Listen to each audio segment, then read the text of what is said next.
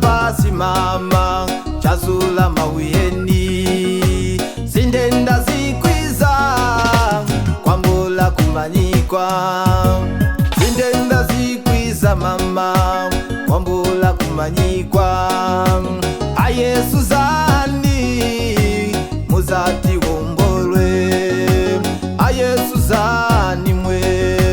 muzati wombolwe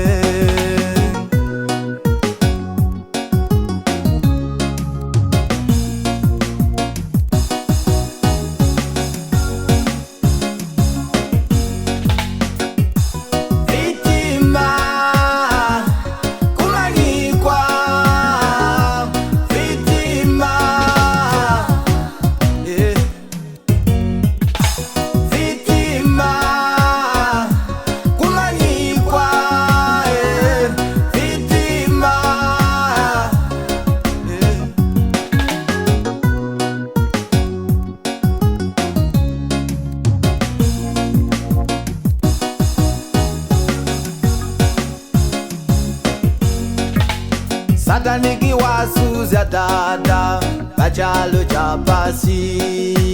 Sataniki wasuzya pachalo cha pasi ufwiti wasuzya mama pachalo cha pasi ufwiti wasuzya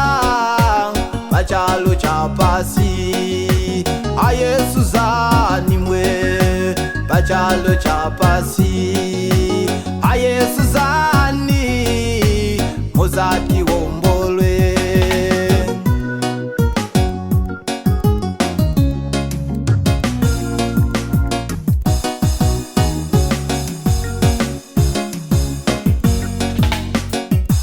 vitima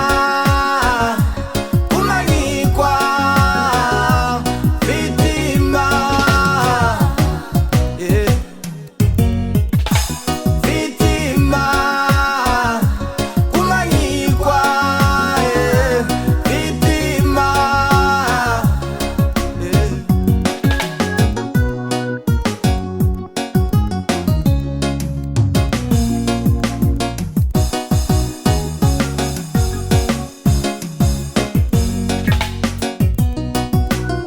Matthew 24